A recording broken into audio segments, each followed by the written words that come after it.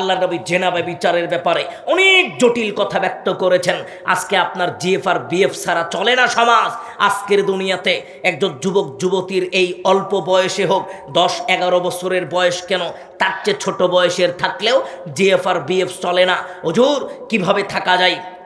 আমার বয়স 17 হয়েছে, অথচ আমার কোনো গার্লফ্রেন্ড নাই, সমাজে তো মুখ দেখাতে পারি না, বন্ধু বান্ধব টিটকারি করে। ও যুবক, তোমাকে লক্ষ্য করে বলি, একজন যুবক যুবতীর চোখে চোখ রাখা যায় না, একজন যুবক যুবতীর হাতে হাত রাখা যায় না, একজন যুবক যুবতীর সাথে ফোনে কথা বলা যায় না, একজন যুবক যুবতীর সাথে মেসেজে কথা বলা যায় না, একজন যুবক যুবতীর সাথে সাক্ষাৎ করাও যায় না।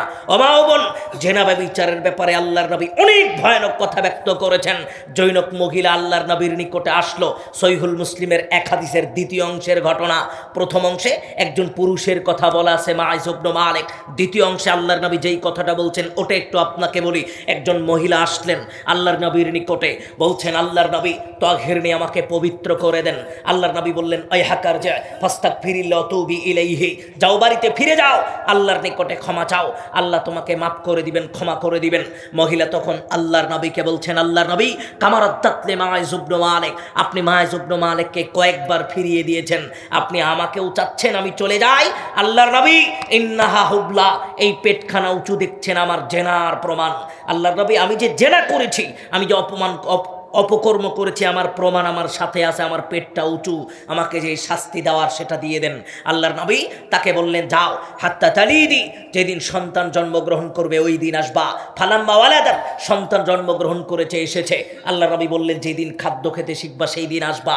ওই দিন এসেছে, সন্তান আলাদা করে কোমর পর্যন্ত পুঁতে রেখে পাথর মেরে মেরে হত্যার আদেশ দিয়ে দিলেন। ও মা ও বোন, বিবাহের পরে যদি কেউ জেনা ব্যভিচারে লিপ্ত হয় তাহলে তার মৃত্যুদণ্ড ছাড়া আর কোনো উপায় নাই। আল্লাহর নবী এই কথা বলেই ক্ষান্ত হননি। আল বিক্রু বিল বিক্র, কোনো অবিবাহিত নারী পুরুষ যদি জেনা করে 100টা বেতারাঘাত তাকে করতে হবে, অতাগরিব আমিন, এলাকা থেকে বের করে দিতে হবে।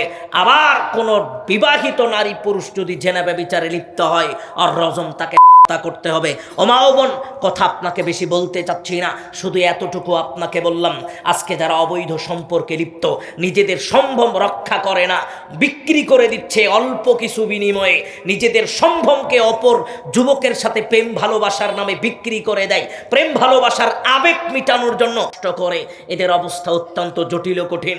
আল্লাহর নবী এদের বিষয়ে অনেক কথা ব্যক্ত করেছেন, অনেক।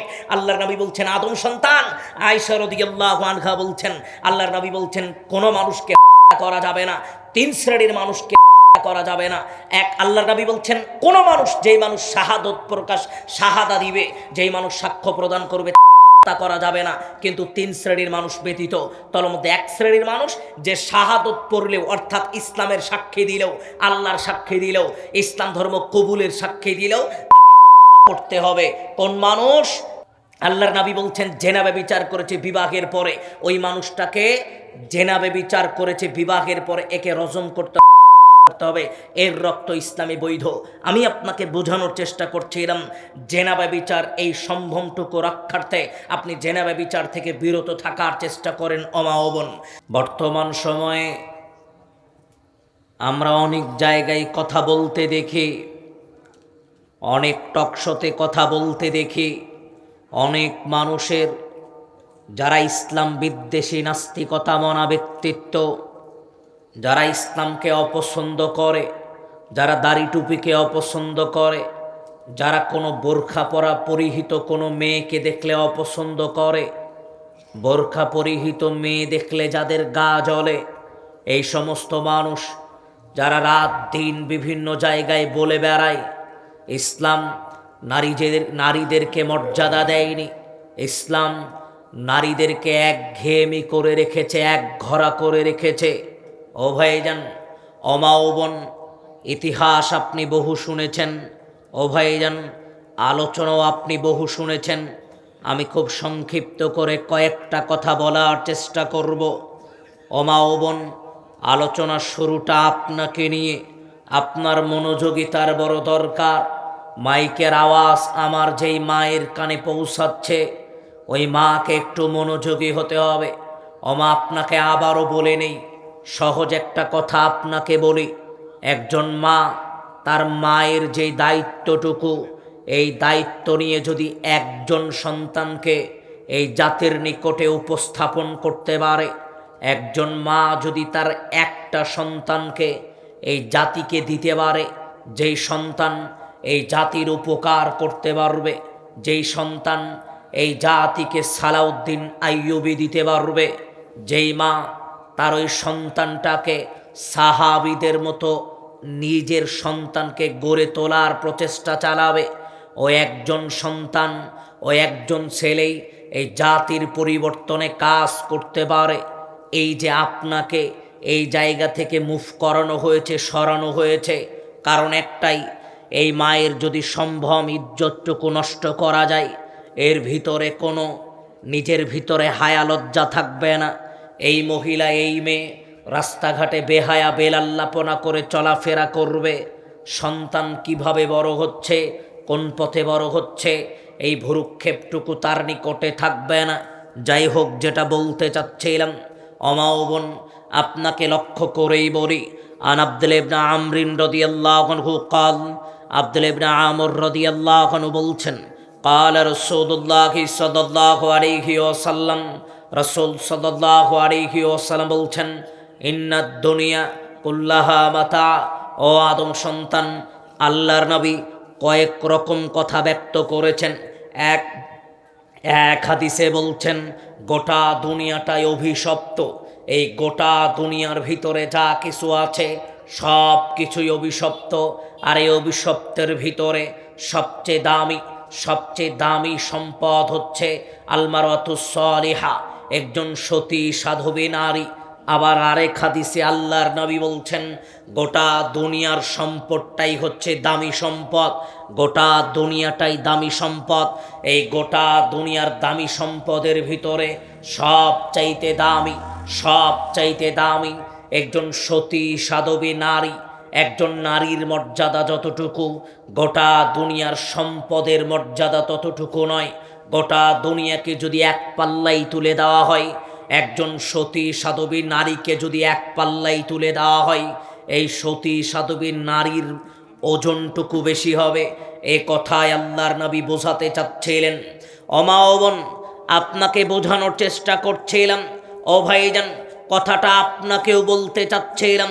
একজন ব্যক্তি চাঁপাইনবাবগঞ্জের একটা মাহফিল শেষ হওয়ার পরে উনি আমার কাছে কাঁদো কাঁদো গলায় বলছেন, হুজুর, আমার তিনটা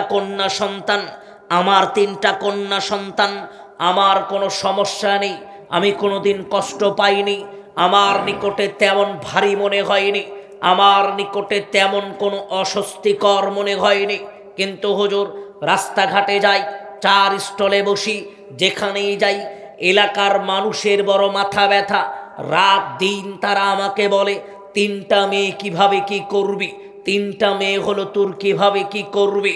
ও ভাইজান, আপনাকেই লক্ষ্য করে বলতে চাচ্ছিলাম, আনাস ইবনে মালিক রাদিয়াল্লাহু আনহু قال, আনাস ইবনে মালিক রাদিয়াল্লাহু আনহু বলছেন, ও আদম সন্তান শোনো, قال রাসূলুল্লাহ সাল্লাল্লাহু আলাইহি ওয়াসাল্লাম, রাসূল সাল্লাল্লাহু আলাইহি ওয়াসাল্লাম বলছেন, মান আলা জারিয়াতাইনি, কোন মানুষ যদি দুইটা কন্যা সন্তান লালন পালন করে, কোন মানুষ যদি দুইটা কন্যা সন্তান লালন পালন করে, দুইটা কন্যা সন্তানের দেখভাল করলো, হাত্তা তাবলুগা, উপযুক্ত বয়স পর্যন্ত দেখভাল করলো, তারপরে ওই মেয়েটাকে বিবাহ দিয়ে দিল।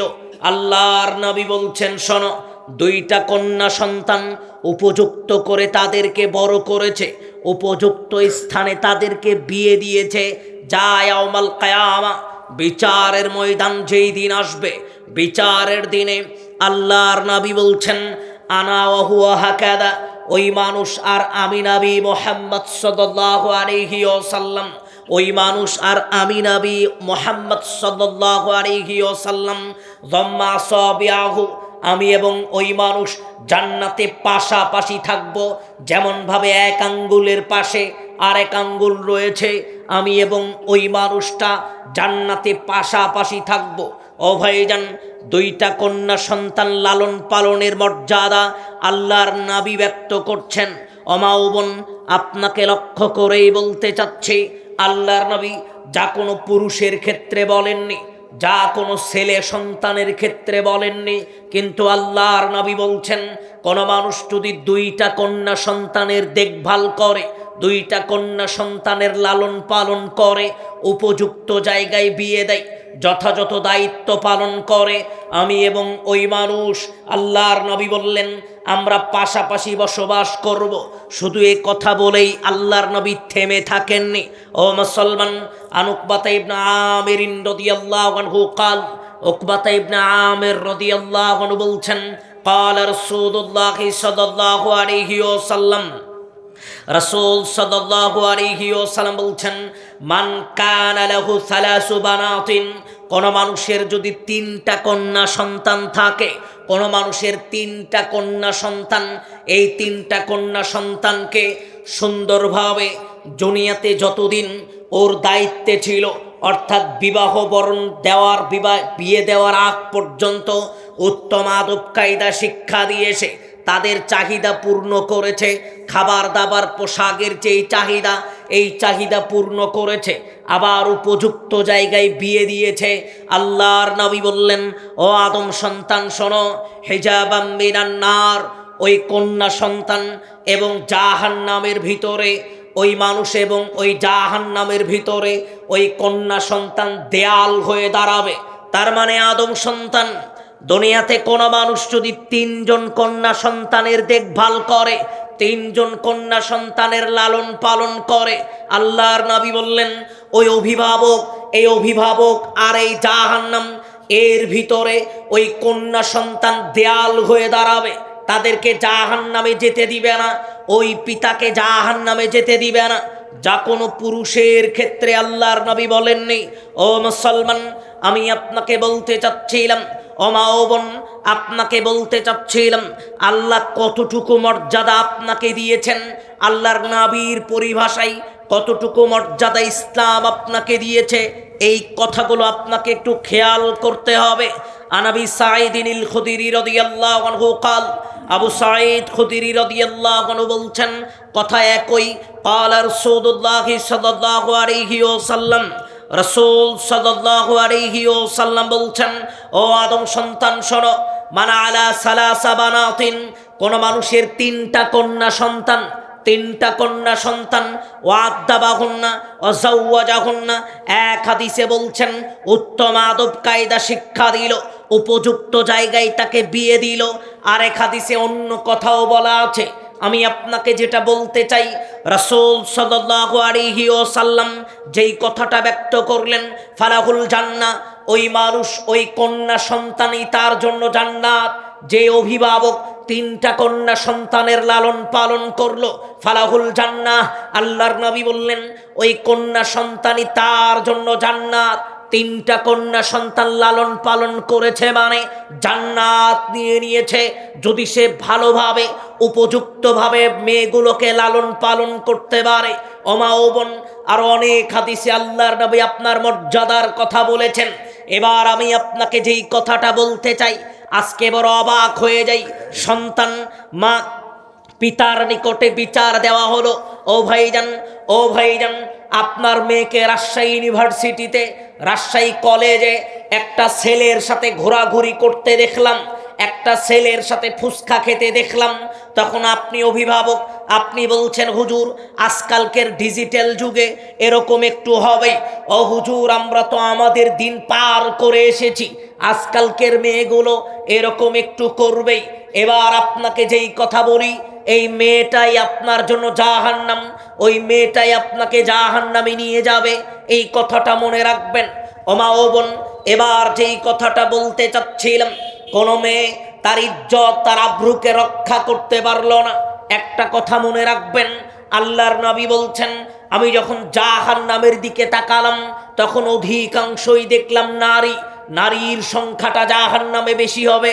এবার আপনার সাথে আমার দুই একটা কথা, ওমা আল ওসমান ইবনে আবিল আস রাদিয়াল্লাহু আনহু থেকে বর্ণিত, তিনি বলছেন, قال رسول الله صلى الله عليه وسلم, রাসূল সাল্লাল্লাহু আলাইহি ওয়াসাল্লাম বলছেন, ও আদম সন্তান শোনো, ফুতিহাত আবওয়াবুস সামাই নিসফাল লাইল, মধ্য রজনীতে আল্লাহ দুনিয়ার আসমান খুলে দেন, প্রত্যেক রাত্রির মধ্য রজনীতে আল্লাহ দুনিয়ার আসমানটা খুলে দেন।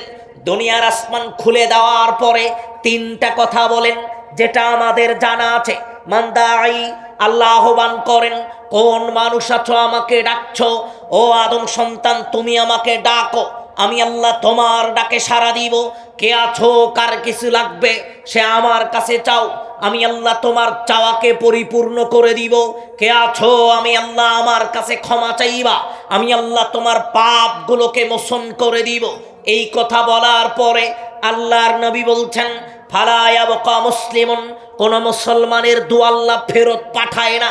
পৃথিবীর যে প্রান্তেই থাকুক না কেন, অন্ধকার রজনীতে, নির্জনে, একাকিত্ব অবস্থায়, অন্ধকার রজনীতে, মধ্য রজনীতে যে মানুষ আল্লাহর কাছে যা চাইবে, আল্লাহর নবী বললেন, ফুতিহাত আবওয়াবুস সামাই নিসফাল লাইল, আল্লাহ মধ্য রজনীতে তার জন্য অপেক্ষা করেন।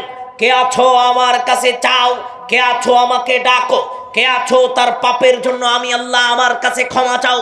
ও মুসলমান, আল্লাহর নবী বললেন, ফালা ইয়াবকা মুসলিমুন, কোন মুসলমানের দোয়া আল্লাহ ফেরত পাঠায় না। ওই সময় যে যা চাইবে, ওই সময় যে যা চাই, আল্লাহ সবার চাহিদাকে পূর্ণ করে দেন। আল্লাহর নবী বললেন, শোনো, এক শ্রেণীর মানুষের দোয়া আল্লাহ কবুল করে না, ইল্লা জানিয়াতা, যেই মহিলা জেনা ব্যভিচারের সাথে যুক্ত আছে, যেই মা জেনা ব্যভিচারের সাথে সম্পৃক্ত, ওই মহিলার দোয়া আল্লাহ কবুল করেন না।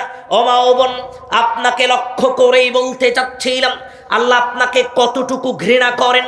যদি আপনি অবৈধ সম্পর্কে লিপ্ত হন, যদি আপনি জেনা ব্যভিচারে লিপ্ত হন, যদি নিজের ইজ্জতটাকে হেফাজত করতে না পারেন, নিজের সম্ভ্রমকে হেফাজত করতে না পারেন, আল্লাহ আপনার উপরে রাগ আল্লাহর এত বেশি, দুনিয়ার সমস্ত মানুষের দোয়া কবুল করলেও আল্লাহ আপনার দোয়া কবুল করবে না, ইল্লা জানিয়াতা, কেননা আপনি জেনা ব্যভিচারের সাথে সম্পৃক্ত।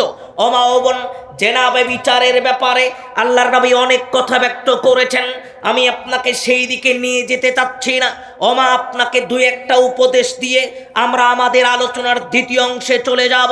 ও মা ও বোন, আপনাকে লক্ষ্য করে দুই তিনটা উপদেশ দেওয়ার চেষ্টা করব, কথাগুলো একটু মনে রাখার চেষ্টা করতে হবে। নবী হুরায়রা রাদিয়াল্লাহু আনহু قال, আবু হুরায়রা রাদিয়াল্লাহু আনহু বলছেন, قال رسول الله صلى الله عليه وسلم, রাসূল সাল্লাল্লাহু আলাইহি ওয়াসাল্লাম বলছেন, ও আদম সন্তান শোনো, ও পৃথিবীর মানুষেরা শুনে রাখো, লা ইয়ানজুরুল্লাহ ইলা ইমরাতিন, বিচারের ময়দানে ওই মহিলার দিকে আল্লাহ তাকাবেন না। বিচারের ময়দানে ওই মহিলার উপরে আল্লাহর রাগ, ওই মহিলার উপরে আল্লাহর রাগ। কোন মহিলা, কার দিকে আল্লাহ তাকাবেন না? আল্লাহর নবী বললেন, শোনো, এক, লা তাশকুরু লিজাওজিহা, স্বামীর শুকরিয়া আদায় করে না। ওহিয়া লা তাস্তাগনি আনহু, স্বামীকে নিজের জন্য যথেষ্ট মনে করে না। ও মা ও বোন, প্রথম উপদেশ আপনাকে দিতে চাচ্ছিলাম, জীবদ্দশায় স্বামীর শুকরিয়া আদায় করতে হবে। স্বামী যা কিছু আপনার জন্য নিয়ে এসেছে সেটাতেই শুকরিয়া আদায় করতে হবে। স্বামী যা কিছু আপনাকে দিয়েছে সেটাতেই তার শুকরিয়া আদায় করতে হবে।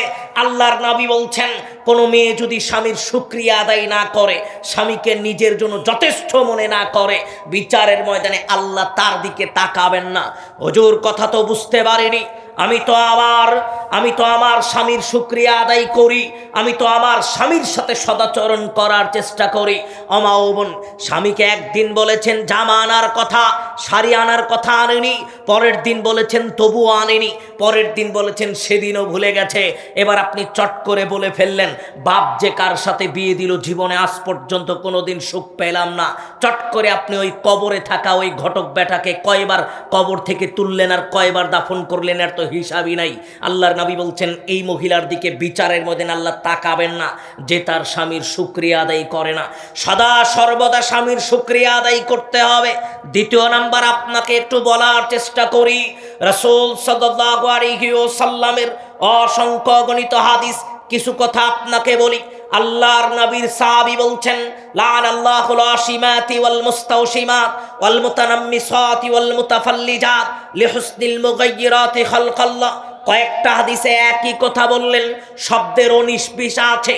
ও মুসলমান, আল্লাহর নবী বললেন ওই সমস্ত নারীর উপরে আল্লাহ অভিশাপ করেছেন, আল্লাহর নবী অভিশাপ করেছেন।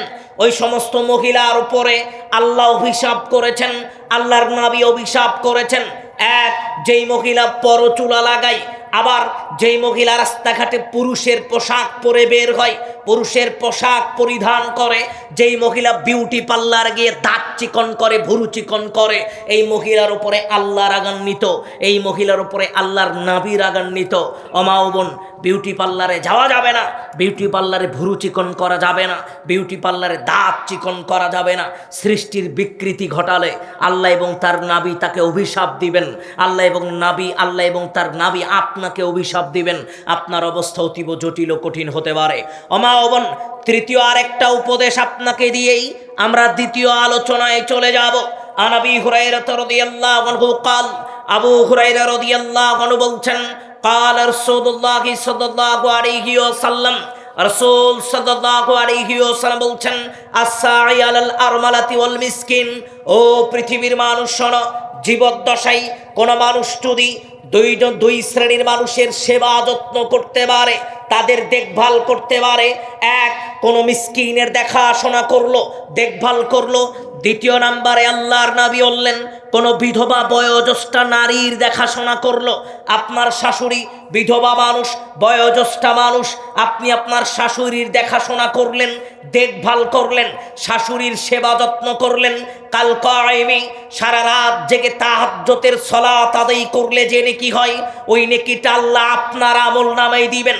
কাসসাইমি, প্রতিদিন সিয়াম পালন করলে যেই নেকি হয়, ওই নেকিটা আল্লাহ আপনার আমল নামায় দিবেন। আল্লাহ রাস্তায় জিহাদ করলে যে নেকি হয়, ওই নেকিটা আল্লাহ আপনার আমল নামায় দিবেন। যদি আপনি আপনার শাশুড়ির দেখভাল করতে পারেন, যদি আপনি আপনার শাশুড়ির সেবা যত্ন করতে পারেন, তাহলে আল্লাহর নবীর পরিভাষায় আল্লাহ আপনাকে তাহাজ্জুদের নেকি দিবে। তাও একদিনের তাহাজ্জুদ নয়, সারা জীবন তাহাজ্জুদ আদায় করলে যে নেকি হবে, ওই নেকিটা আল্লাহ আপনাকে দিবেন। প্রতিদিন সিয়াম পালন করলে যে নেকি হয়, ওই নেকিটা আল্লাহ আপনাকে দিবেন। আল্লাহ রাস্তায় জিহাদ করলে যে নেকি পাওয়া যায়, ওই নেকি আল্লাহ আপনাকে দিবেন। ওমা ও বোন, আপনাকে উপদেশ দিতে চাচ্ছিলাম, জীবদ্দশায় বয়োজ্যেষ্ঠা মুরব্বী ওই শাশুড়ির দেখভাল করবেন,